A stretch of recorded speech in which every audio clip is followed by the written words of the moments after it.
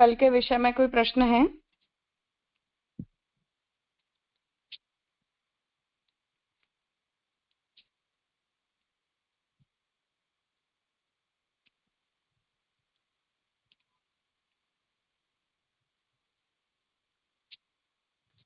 ठीक है, तो कल हरिराय जी के विवेचन में हमने ये बात देखी कि पुष्टिमार्गीय जीव के लिए इंद्रिय संबंधी विषयों का जो है वो त्याग आवश्यक है। और ब्रज भक्तों का उदाहरण यदि कोई भगवान के प्रति रखे गए काम भाव के संबंध में देता है तो उसका निराकरण करते हुए श्री हरिराय जी ने ये आज्ञा दी कि ब्रजभक्त स्वयं भी अपने आप को इंद्रियों से जुड़ी हुई जितनी भी कामनाएं हैं उनसे व्यतिरिक्त बताते हैं और ब्रजभक्तों के भाव की प्रशंसा करते हुए ब्रह्मा उद्धव जी आदि ने भी उन्हें निर्गुण भक्त ही बताया है। और महाप्रभु जी भी आप यही आज्ञा करते हैं कि ब्रज भक्तों का जो चित्त है वो भगवान में लगा हुआ है। इसलिए जो भी जीव हैं जिनकी इंद्रियां विषयाक्रांत होती हैं, ऐसी विषयाक्रांत इंद्रियों के अंदर भगवान का प्रवेश नहीं हो सकता।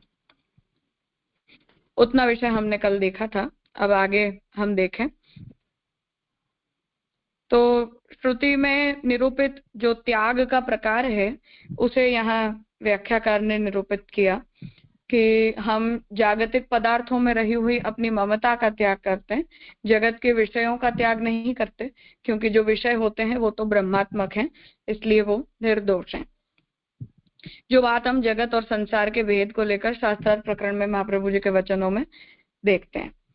अब आगे इसी बात को बताएं कि सृष्टि की भगवत रूपता का निरूपण यहाँ कर रहे हैं कि भगवान अभिन्न निमित्तोपादान कारण है, इसलिए भगवत रूप होने के कारण प्रपंच में रहे हुए पदार्थों का त्याग तो हम नहीं कर सकते। एकाकी न रमते सद्वितीयमैच्छत् एकोहम बहुश्याम क्रीडार्थम आत्मानमिदं त्रिजगत् कृतन्ते स्वाम्यं तु तत्र कुधियो पर ईश कुर्युः क्रीड़ा भाण्डमिदं जगत। तो इसका निरूपण कर रहे हैं कि एक से क्रीड़ा हो नहीं सकती, अतः उस प्रभु ने दूसरे की इच्छा की। मैं एक हूँ बहुत हूँ आत्मा की यानी परापर पुरुषोत्तम की क्रीड़ा के लिए यह जगत किया गया है। इस जगत को जो ममतास्पद गिनते हैं वे पुरुष दुष्ट बुद्धि वाले हैं। यह जगत प्रभु की क्रीड़ा के लिए है। आदि श्रुति स्मृति से सिद्ध होता है कि हरि स्वयं प्रपंच रूप होकर खुद क्रीड़ा करते हैं, अर्थात ये जगत ब्रह्मात्मक होता है। इस विषय में यहाँ प्रमाण वचन दे रहे हैं। श्री वल्लभाचार्य जी निबंध में आज्ञा करते हैं कि रूप नाम विभेदेन जगत क्रीडति यो यतः और प्रपंचो भगवत कार्य तद्रूपो मायया भवत। रूप नाम के भेद से जो जगत रूप हुए हैं और रूप नाम के भेद से जो क्रीड़ा करते हैं, प्रपंच भगवत कार्य है और प्रभु वह प्रपंच रूप अपनी शक्ति से हुए हैं।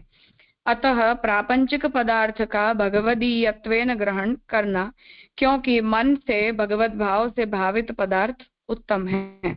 तो जगत के जितने भी पदार्थ हैं वो सभी भगवत रूप हैं, इसलिए उनका भगवदीय रूप से ग्रहण करना, क्योंकि मन से हम हर वस्तु के अंदर भगवत बुद्धि रखें, अर्थात हमें भले ही वो प्रत्यक्ष रूप से भगवत रूप अभी नहीं देते, परंतु ज्ञान प्राप्त करके और हमें मन द्वारा तो उनमें भगवत भाव रखना चाहिए।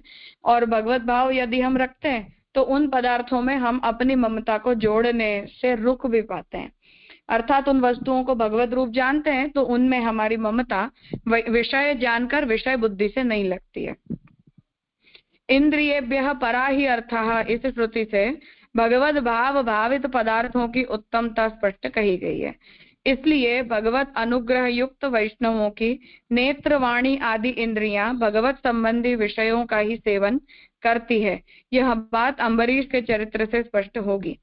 तो हम जितने भी पदार्थों का भोग करते हैं उन सभी पदार्थों का भोग हमें भगवत प्रसाद जानकर करना चाहिए। उनमें अपनी स्वतंत्र ममता बुद्धि को लगाकर उन विषयों का यदि हम भोग करते हैं तो फिर उसके द्वारा तो हम भगवान से बहिर्मुख ही होते हैं। ये बात अम्बरीश के प्रसंग से फिर से सिद्ध कर रहे हैं। स वै मनः कृष्ण पदार विंदयो वचांसि वैकुंठ गुणानुवर्णने करौ हरेः मंदिर मार्जनादिषु श्रुतिं चकाराच्युत सत्कथोदये मुकुंद लिंगालय दर्शने दृशौ तद्भृत्य गात्र स्पर्शेंग संगमम् ग्रहणं च तत्पाद सरोज सौरभ्य श्रीमत् तुलस्यां रसनां तदर्पिते पादौ हरेः क्षेत्र पदानुसर्पणे शिरो ऋषिकेश पदाभिवंदने। परम भक्त राजा अम्बरीश जी ने अपने मन को श्री कृष्णचंद्र के चरणारविंद में ही रखा था। वाणी का वैकुंठ भगवान के गुणगान में ही विनियोग किया था। हस्त का प्रभु मंदिर का मार्जन आदि क्रिया में विनियोग किया था। नेत्रों का प्रभु स्वरूप के दर्शन में विनियोग किया था। प्रभु भक्तों के गात्र के स्पर्श में अपने अंगों का विनियोग किया था। नासिका का प्रभु चरणारविंद की सुवास में विनियोग किया था। रसना का तुलसी में चरण का भगवान मंदिर जाने में विनियोग किया था। मस्तक का ऋषिकेश के चरणारविंद का वंदन करने में विनियोग किया था। तो यहाँ अम्बरीश राजा की जितनी भी इंद्रियां हैं उन सभी का भगवत संबंध हुआ है और उन्होंने अपनी इंद्रियों को भगवत समर्पित किया है। इसलिए हम जैसे सभी भक्तों का भी यही कर्तव्य है, ऐसा प्रमाण पूर्वक निरूपण यहाँ कर रहे हैं। परंतु जीव को बंधन रूप पदार्थ में रही हुई ऐसी अहंता ममता का ही त्याग करना यही उचित है, क्योंकि एकस्यैव ममांशस्य इस वचन के अनुसार मेरे अंशरूप जीव को अविद्या से बंधन है। यह अविद्या संसार रूप है, उसका नाश ज्ञान से हो सकता है, अतः त्याग मात्र अहंता ममता का ही हो सकता है। तो हम अपनी अहंता ममता का त्याग करें, विषयों के त्याग की कोई आवश्यकता नहीं, ऐसा यहाँ श्री हरिराय जी निरूपण कर रहे हैं। स्वसुख में जो साधन भूत हो वह विषय, प्रभु स्वसुख में साधन भूत हैं, इस भाव से पुष्टि मार्ग में प्रभु को नहीं भजना है। तो विषय किसे कहते हैं कि जिससे हमें प्रसन्नता मिले, जिससे हमारी इंद्रियों का सुख पूरा हो, उसे हम विषय कहते हैं। तो जो भगवान के साथ संबंधित पदार्थ हैं उनमें हमारी विषय बुद्धि नहीं होनी चाहिए, अर्थात प्रभु हमें सुख देने वाले बने या प्रभु संबंधी पदार्थ से प्रभु को सुख न हो पर हमें सुख हो, उस प्रकार का यदि विचार आता है तो वो विषय संबंधी बुद्धि बन जाती है। परंतु स्वयं यह याद रखना कि मैं प्रभु के सुख में साधन भूत हूं, तो विषय मेरे सुख में साधन भूत नहीं है, परंतु मेरा जो उपयोग है वो प्रभु के सुख के लिए होना चाहिए। इस प्रकार का विचार हमारे हृदय में होना चाहिए। एवं विधैः विशेषेण प्रकारैस्तु सदाश्रितैः हृदि कृत्वा निजाचार्यान् पुष्टिमार्गो हि बुध्यताम्। अब यहाँ इस ग्रंथ का उपसंहार कर रहे हैं। सर्वदा हरि के चरण कमल मकरंद का ही आश्रय करने वाले भक्तों को हृदयांधकार का नाश करने में निपुण अग्नि स्वरूप श्री वल्लभ प्रभु को हृदय में रखकर इन प्रकारों से विशेष रीति से पुष्टि मार्ग को जानना चाहिए। तो जिस प्रकार यहाँ पुष्टि मार्ग के लक्षणों का निरूपण किया, उन लक्षणों को हमें महाप्रभु जी की कृपा से अपने हृदय में महाप्रभु का ध्यान करके और इसी अर्थ में हमें पुष्टि मार्ग के स्वरूप का ज्ञान प्राप्त करना चाहिए। अर्थात पुष्टि मार्ग को विशेष रीति से जानने की इच्छा हो तो आचार्य श्री के भाष्य सुबोधिनी आदि ग्रंथ समझने चाहिए। देव में जिनकी उत्तम भक्ति है, ये जो गोस्वामी अनिरुद्धाचार्य जी हैं जिन्होंने हरिराय जी के इस वचन के ऊपर व्याख्यान लिखा है, वो अब यहाँ उपसंहार कर रहे हैं कि देव में जिनकी उत्तम बुद्धि है और जैसी देव में वैसी ही गुरु में भी दृढ़ भक्ति है, ऐसे महात्मा को ये कहे गए अर्थ प्रकाश देने वाले हैं। तो जो व्यक्ति महाप्रभु में और भगवान में अभेद बुद्धि रखता है उसी को पुष्टि मार्ग का ये स्वरूप समझ में आता है। अपने बालक के चपल आलाप को सुनने में जिनकी उत्कंठा है और मायावाद रूपी अंधकार को जो नाश करने वाले हैं, ऐसे श्रीमद् वल्लभाचार्य चरण मुझ पर कृपा करें। तो जो आचार्य व्याख्याता हैं वो ये विनती कर रहे हैं कि मैं तो महाप्रभु जी के प्रति बालक हूँ, तो हम महाप्रभु के वचनों का जो भी व्याख्यान करते हैं वो तो छोटे बच्चे की तुतली बातों के जैसे होता है, जो निरर्थक होती है, पर फिर भी बड़े जो हैं वो उसे प्रसन्नता पूर्वक सुनते हैं। तो ऐसे जो महाप्रभु जी हैं वो उन पर कृपा करें।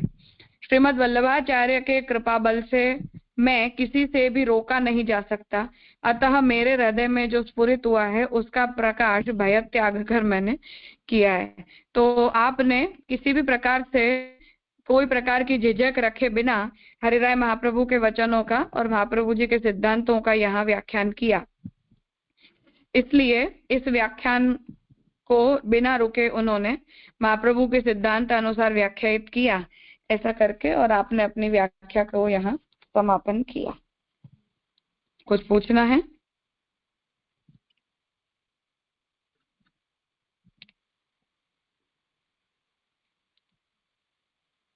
हाँ मास्टर जी। हाँ, जय दंडवत प्रणाम। जैसे अपन ने 20 श्लोक से लेकर के लास्ट तक जो है, यानी 20 में और ये अपना 21-22 में क्लियर हो जाता है। इसमें ये दिया है कि जब ब्रह्म ज्ञान हो जाता है, यानी भगवान ही सब कुछ बने हैं प्रपंच रूप में, जगत रूप में, तो इसका जो है इस शब्द का तो दुरुपयोग जो आज पुष्टि मार्ग में यानी प्रचुर मात्रा में हो रहा है। अभी हमारे यहाँ की इस तरह की घटना हुई है कि माने कोई आचार्य हमारे यहाँ बुलाए, उन्होंने पूछा क्या सुनना चाहते हैं, तो हमने पूछा जैसे आप जो है अन्याश्रय पर हमें कुछ समझाएं। तो इसी शब्द का, इसी श्लोक का आश्रय लेकर उन्होंने समझाया कि जब भगवान ही सब कुछ बने तो अन्याश्रय कुछ होता ही नहीं है। यानी आप सारे देवी देवता, सारी विभूतियाँ, जीव जंतु, जगत संसार, जो कुछ भगवान ही बने, तो कौन किसका भजन करे उसमें कोई अन्याश्रय है ही नहीं। अब वो उन्होंने इसका ये रास्ता निकाल लिया, और इसमें जो है, इसमें तो इसका क्लियर दिया नहीं है। अपन जो है पर ब्रह्म पूर्ण पुरुषोत्तम यानी अपने प्रभु के अलावा अन्य किसी को भी यदि अपन जो है किसी प्रकार से भजते हैं, किसी भी प्रकार से, तो वो अन्याश्रय में आता है। ये इसको थोड़ा जो है क्लियर करें, क्योंकि जो इसका मतलब इसका दुष्परिणाम जो है लोगों में आज हो गया है, यानी वो उस तरह के प्रवचन सुनने के बाद। देखो बात यहाँ ये है कि भगवान के प्रति शरणागति क्या होती है और अन्याश्रय क्या होता है, ये निरूपण हमें विवेक धैर्याश्रय में महाप्रभु जी के वचनों से मिलता है। और आपके वचनों की व्याख्या करते हुए जितने भी टीकाकार हैं, उन सभी की विवेक धैर्याश्रय के ऊपर यदि हम टीका देख लेते हैं तो अन्य से वजनम तत्र स्वतो गमनमेव च प्रार्थना कार्य मात्रे भी ततोन्यत्र विवर्जयेत, ये करके, और ये बात पूर्णतया स्पष्ट है, इसमें कोई शंका ही नहीं है कि किसी भी कृष्ण के अतिरिक्त किसी भी अन्य देवता के स्थान पर सामने चलकर जाना, उनका पूजन करना, उनका प्रसाद लेना, उनसे किसी भी प्रकार की प्रार्थना करनी, ये पुष्टि मार्ग में अन्याश्रय माना जाता है। अब समस्या कालांतर में जो हुई है ऐतिहासिक रूप से, जय मेरी बात सुने, जय अभी आपने जो बीच में बोला था, आवाज नहीं आ रही थी आपकी बिल्कुल ही। अभी सुनाई दे रहा है? अभी सुनाई आ रहा है। हाँ, तो मैंने ये कहा कि अन्य से वचनम तत्र स्वतो गमनमेव च, ये कारिका में महाप्रभु जी ने स्पष्ट रूप से कृष्ण के अतिरिक्त किसी भी अन्य देवता के स्थान पर स्वेच्छया सामने चलकर जाना, उनका प्रसाद लेना, उनकी पूजा करनी या उनसे किसी भी वस्तु को मांगना, प्रार्थना करना, इन सबको अन्याश्रय के रूप में निरूपित किया है। और विवेक धैर्याश्रय के महाप्रभु के इस श्लोक के ऊपर जितनी भी व्याख्याएं हैं टीकाकार की, उन सभी टीकाओं में देखें तब भी ये बात वहां स्पष्ट हो जाती है कि ये अन्याश्रय होता है। जो ऐतिहासिक समस्या अपने संप्रदाय के डेवलपमेंट के साथ उपस्थित हुई, वो ये हुई, मास्टर जी का शायद नेटवर्क टूट गया। अच्छा, हाँ, तो हमारे संप्रदाय के ऐतिहासिक रूप से, केवल सैद्धांतिक पक्ष में तो कभी भी कोई परिवर्तन का प्रश्न नहीं उपस्थित नहीं होता, ऐतिहासिक रूप से समस्या केवल इतनी हुई कि औरंगजेब के आक्रमण से परेशान होकर, और जब हम लोग व्रज छोड़ के, आचार्य परिवार जो है वो जब व्रज को छोड़कर राजस्थान के पार्ट्स में रहने के लिए चले गए, और वहां के जो राजा थे उन लोगों ने हमें आश्रय दिया। अब ये सेल्फ बोस्टिंग करना, आत्म प्रशंसा में कहना कि हम तो राजा बन के रहे थे और हमारा तो आदर हुआ वगैरह वगैरह, ये सब बातें बकवास हैं, गलत हैं। बहुत बाद में जाकर वो राजाएं वैष्णव बने, और वैष्णव बन जाने के बावजूद भी सभी ने अपने राजधर्म का त्याग भी नहीं किया है, क्योंकि उस जमाने में राजपूत होने के नाते या राजा होने के नाते कुछ लोक परंपराएं ऐसी थी कि जिनका सामाजिक दृष्टि से त्याग कर पाना उनके लिए संभव था ही नहीं। अर्थात राजस्थान के जो भी राजा हैं, जैसे उदयपुर के राणा हो तो एकलिंग जी उनके कुल देवता माने जाते हैं, जो महादेव जी हैं, उदयपुर के पास उनका मंदिर है, तो उनकी अर्चना का त्याग वो लोग कर ही नहीं सकते थे, क्योंकि पूरा समाज उन्हें वो सारे अर्चना आदि करते हुए देखता था। तो लोक में विरोध हो जाता यदि वैष्णव बनने के बाद कोई राजा ऐसा काम कर दे। वही बात जयपुर के राजा, बीकानेर के राजा और जोधपुर के जो राजा थे उन सभी के साथ थी कि तीज की पूजा करते हो, गणगौर पूजते हो, गणेश चतुर्थी के दिन गणपति की उपासना करते हो, वगैरह वगैरह जो भी उनके लोक त्योहार थे, उन सब का वैष्णव बन जाने के बाद भी उनके लिए त्याग कर पाना सामाजिक रूप से संभव नहीं था। और क्योंकि उन राजाओं के आश्रय में हम जाकर रहे, अर्थात आचार्य परिवार जाकर रहा, तो यदि हम उन धर्मों का आचरण नहीं करते तो राजा के साथ विरोध होता, और राजा के साथ विरोध हो जाने पर दूसरी तरफ मुसलमान और इस तरफ हिंदू राजाओं के साथ भी झगड़ा हो जाने पर हमारे पास जाने के लिए कोई ठिकाना बचता नहीं। जो प्रॉब्लम जयपुर में पंचम घर के जो गोस्वामी बालक थे उन्हें फेस करनी पड़ी कि ये महादेव जी की पूजा को लेकर सारी बातें वहां उठी कि ब्राह्मणों के देवता तो महादेव ही होते हैं, तो कृष्ण की पूजा ब्राह्मण नहीं करते। ऐसा कह के जो विवाद उठा उसका परिणाम ये आया कि उन्हें जयपुर छोड़ के बीकानेर जाना पड़ा, और बीकानेर को भी छोड़ के अंततः कामवन में जाकर सेटल हो जाना पड़ा। तो उनकी धर्मनिष्ठा उतनी ज्यादा थी कि उन्होंने वो सारा विरोध सहकर और केवल अपने हाथों में ठाकुर जी पधरा कर चले गए, सारा घर परिवार संपत्ति छोड़कर निकल गए जयपुर से। तो उतनी अदम्य निष्ठा हर किसी में नहीं थी। तो राजधर्म जानकर या लोक धर्म जानकर उस प्रकार की स्थितियों को या इस प्रकार के पूजा प्रवाह को परंपरा में उन लोगों ने स्वीकार लिया।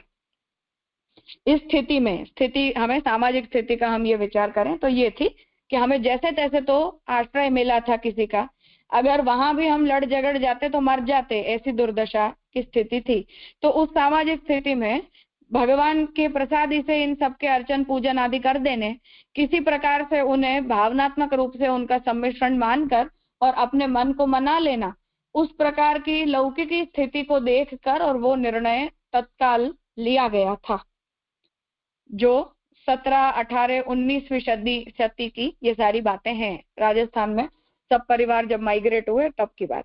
तो गणपति का चतुर्थी के दिन पूजन करना वो भंडार में शुरू हुआ कि भावना वहां उन लोगों ने उस प्रकार की बनाई ताकि हमें वो अन्याश्रय रूप मन से ना लगे।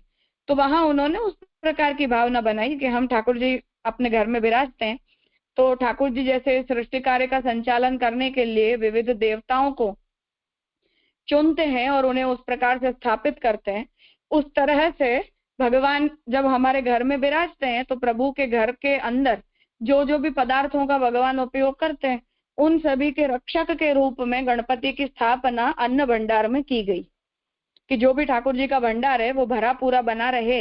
इस भावना से जैसे छठी की पूजा हम कर लेते हैं ये कह के कि नंदराई जी के घर बालक का जन्म हुआ है तो लोक विधि अनुसार नंदराई जी ने छठी पूजी तो हमने भी पूज ली, ऐसा कह के जो छठी भी देवी ही होती है पर उसकी पूजा हम करते हैं, ऐसा सोच के गणपति को अन्न भंडार में उनका चित्र पधरा के और उनकी पूजा करना प्रारंभ कर दिया ताकि लोगों के अंदर इस विषय में कोई विवाद ना बने। गणगौर का त्योहार राजस्थान में बड़ा त्योहार होता है, सवारी वगैरह निकलती है, तो उसका भी इस भावना से कर दिया कि राधा जी जो है वो गणगौर पूजती है ठाकुर जी को पति के रूप में प्राप्त करने के लिए, तो हम भी उस भाव से वो कार्य कर लें ताकि लोक में विरोध ना हो। ऐसा कर करके कुछ कुछ प्रकार से इन सब का सम्मिश्रण करना उस काल में चाहा था और इस प्रकार की भावनाएं वहां परंपरा में जोड़ दी गई ताकि हमारे मन को उस प्रकार का व्यवहार दुखे नहीं। ये तो रही परंपरा की बात। अब स्थिति ये बनी कि अब ये सारी परिस्थितियों को बीत गए और बदल गए, 100 साल से ऊपर हो गया, अब उस स्थिति से हम बाहर निकल गए। परंतु क्योंकि हमारे माता पिता को हमने करते देखा, हमारे दादा दादी को करते देखा, उस वजह से उस परंपराओं को छोड़ना किसी किसी को अच्छा नहीं लगता है। दूसरी बात कि इतनी लंबी 150 साल से ये चल रहा है करके वो परंपराएं उतनी रूढ़ हो गई कि सबको अब इसमें कुछ गलत कर रहे हैं ऐसा भाव लगना बंद हो गया। तीसरी समस्या जो बनी वो ये बनी कि अब हम भी जिस प्रकार के समाज में रहते हैं वहां मुसलमानों की दरगाह में भी लोग चले जाते हैं और क्रिश्चियन के चर्च में भी जाकर प्रार्थना करके मोमबत्ती जलाते हैं। ऐसी स्थिति में जब हम दूसरे देवताओं का प्रसाद नहीं लेते तो दुनिया हमारी निंदा करती है, हमारा बुरा बोलती है। ये सोच के भी लोगों ने इस प्रकार के व्यवहारों का ये न प्रकार सम्मिश्रण करना ठीक समझ लिया। तो ये सारे कारण हैं इन चीजों को चलाए रखने के। पर बात यह है कि ये अन्याश्रय होता है और अननेसेसरीली इस प्रकार के व्यवहार में जुड़ना और इस प्रकार के व्यवहार को प्रमोट करना पुष्ट मार्ग में अधर्म है। ये बात यहाँ स्पष्ट है। जिस व्यक्ति के ऊपर मजबूरी की स्थिति में ऐसा कोई कार्य करने की जरूरत पड़ जाए, अर्थात मानो कोई वैष्णव पूरे अवैष्णवीय परिवार में रहता है, घर के लोग गणपति पूज रहे हैं, घर के लोग देवी की पूजा कर रहे हैं और वहां उन्हें जबरदस्ती खड़ा रहना पड़ रहा है, तो खड़े रह गए, 2 मिनट हाजिरी दे दी।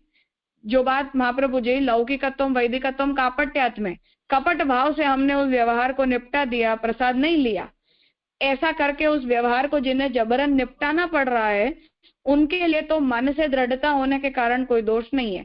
पर जिन लोगों के ऊपर ऐसी कोई मजबूरी की स्थिति नहीं है, वो लोग यदि स्वेच्छया इस प्रकार से अन्य देवी देवताओं का पूजन आदि करते हैं, तब वो शुद्ध अन्याश्रय है और वो दोष रूप है। किसी भी प्रकार की परंपरा के नाम पर भी उसे चलाया नहीं जा सकता है। ये बात हमें आधुनिक काल में समझनी चाहिए। 100 साल पहले जिन लोगों ने इन व्यवहारों को चलाया था, उन लोगों की स्थिति कुछ और थी और हमारी स्थिति कुछ और है। इसलिए उस प्रकार की दुष्परंपराओं का निर्वाह करना अब हमारे लिए जरूरी नहीं रह गया है। ये हमें स्पष्ट रूप से समझना चाहिए। जी हाँ, बहुत ही अच्छा समझाया आपने। हाँ, समस्या यही है कि अब वो मैंने मेरे पिता को करते देखा, मैंने मेरे दादा को करते देखा, तो क्या उन लोगों को सिद्धांत नहीं पता थे? वो नहीं जानते थे? उन लोगों ने क्यों अन्याश्रय किया? ऐसी सब बातें करके और इन बातों को सिद्ध किया जाता है कि नहीं, इसमें कुछ गलत नहीं है। वो बात ठीक है कि जिन लोगों ने ऐसी सामाजिक परिस्थिति के समय ये निर्णय लिया, उनके लिए वो अन्याश्रय नहीं था। प्रभु ने उनके भाव को समझ के उस प्रकार के व्यवहार को स्वीकार लिया होगा। पर हमारी अब वो स्थिति नहीं है। हमें कोई बंदूक लगाने नहीं आ रहा, हमें कोई अपने घर से नहीं निकाल रहा, हमारे ऊपर किसी समाज का कोई प्रेशर नहीं है, तो हम क्यों सिद्धांततः अपनी बात को खुलेआम स्पष्ट रूप से नहीं कह पाते हैं? क्यों हमें इस प्रकार के व्यवहार को करने की जरूरत पड़ती है? तो अब स्थिति ये है कि ये हमारे राजनीतिक संबंध है, हमारे सामाजिक संबंध है। तो हमें स्टेज के ऊपर बुलाते हैं तो दुनिया के सामने चमकने के लिए हम गणपति के पंडाल में आरती उतारने भी चले जाते हैं। तो ये सारे व्यवहार तो शुद्ध अन्याश्रय हैं, इसलिए इन सबको तो किसी भी प्रकार से सिद्ध किया ही नहीं जा सकता है। तो आधुनिक स्थिति कुछ और है, पर ऐतिहासिक रूप से ये सब जब शुरू हुआ तो उसके कुछ कारण अलग थे और उस स्थिति में उन लोगों ने भक्ति मार्गीय भावनाओं के साथ सम्मिश्रण करके और किसी भी प्रकार से उस व्यवहार को सुधारने का और ठीक रखने का प्रयास किया था। तो जो भी बड़े थे उनकी भावना के अनुरूप वो व्यवहार ठीक था, उसमें कोई आपत्ति नहीं थी। पर आज के समय में हमें ये सब करने की अब कोई जरूरत नहीं रह गई है, तो वो अन्याश्रय हो जाता है। जी ये बहुत अच्छा हो गया, क्लियर हो। हाँ,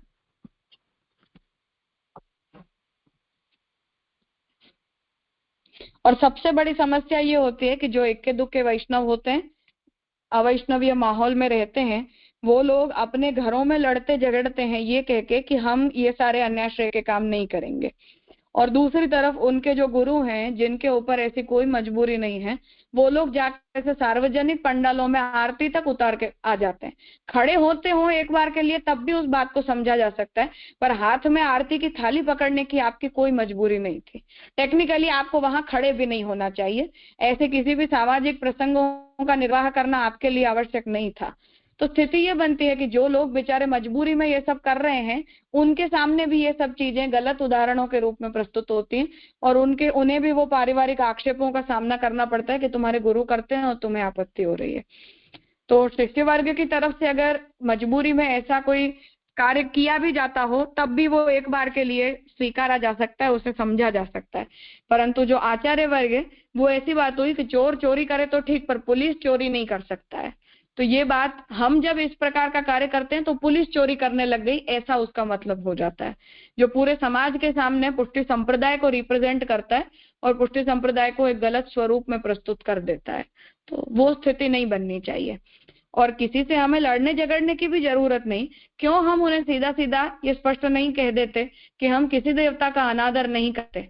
और ये शास्त्र सिद्ध परंपरा है कि हम एकनिष्ठ देवोपासक हैं, आप लोग पंच देवोपासक हो। तो सिद्धांततः उस व्यवस्था को हमें उद्घोषित करके वैष्णव समाज में भी स्पष्ट कर देना चाहिए और अन्यों को भी स्पष्ट कर देना चाहिए, ताकि किसी को वो अपमानजनक व्यवहार भी ना लगे। हाँ जी अच्छा बताया आपने और वो क्लियर कर दिया आपने।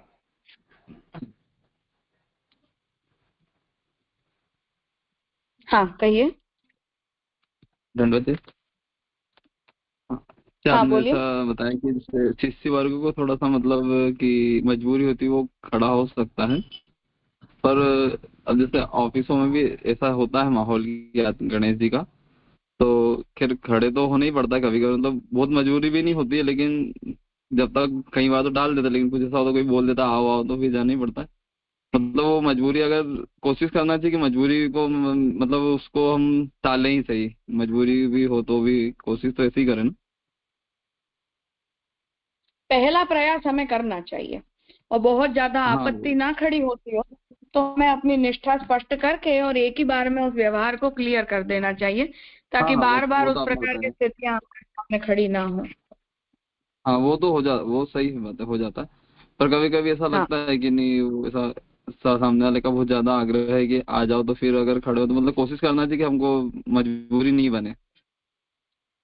हाँ, ठीक। अच्छी बात तो यही है कि हम उसे स्पष्ट कर दें, तो फिर हमेशा के लिए वो व्यवहार क्लियर हो जाए। जी जी, धन्यवाद।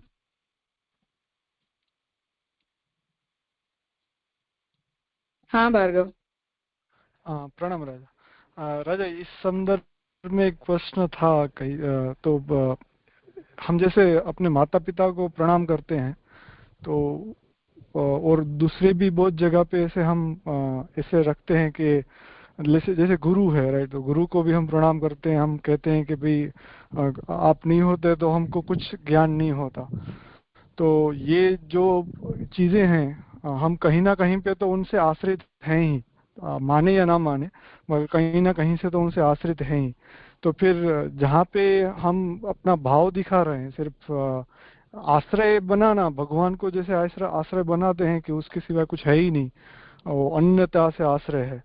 और दूसरी जगह पे छोटे मोटे जो हम ऐसे आश्रय करते हैं गुरु का या फिर माता पिता का, तो उस तरह से ये सब जो देवी देवता हैं, कभी लाइक सामने से चल के नहीं, मगर मान लो कि कहीं पे चले गए, काशी में चले गए और वहाँ पे मंदिर में अगर पूजा करते हैं या आरती उतार लेते हैं, तो उसका तो अर्थ ये नहीं होगा ना कि हम हमारा आश्रय वही हो गया अभी, क्योंकि आश्रय तो मन में और हृदय में वही है, भगवान ही है।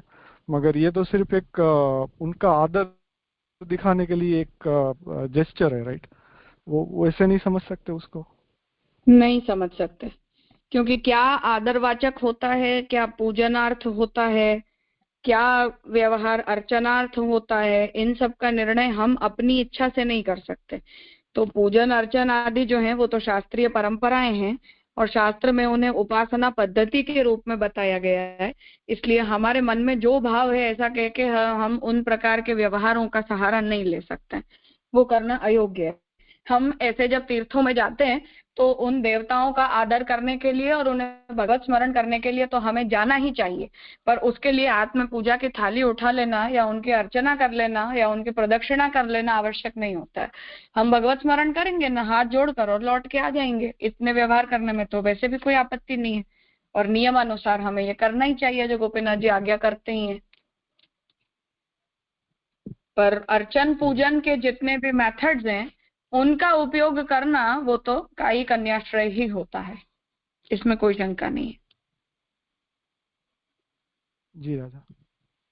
हाँ। और गुरु के प्रति जो मान होता है वो भी, उनका भी आश्रय हम बहुत सारा देखते हैं, राइट, कि कहते हैं कि ये सब कुछ ज्ञान मुझे गुरु से ही है, और उनके बिना मुझे ये ज्ञान नहीं हो सकता था। वो कुछ ना कुछ आश्रय का ही एक फॉर्म वहाँ पे दिखता है। वहाँ पे ऐसे नहीं कहते कि भगवान से ही मुझे ये गुरु मिले, उसके कारण मुझे ये ज्ञान हुआ। तो कहीं ना कहीं पे तो थोड़ा आश्रय, वो आदर और आश्रय में जो थिन लाइन है वो चली जाती है।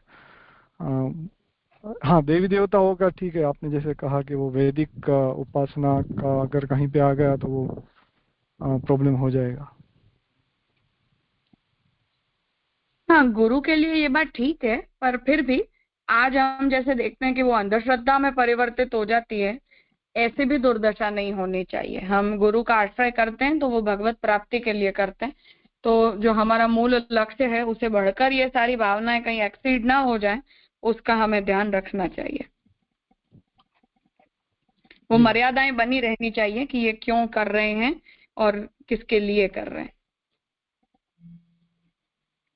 जी राजा।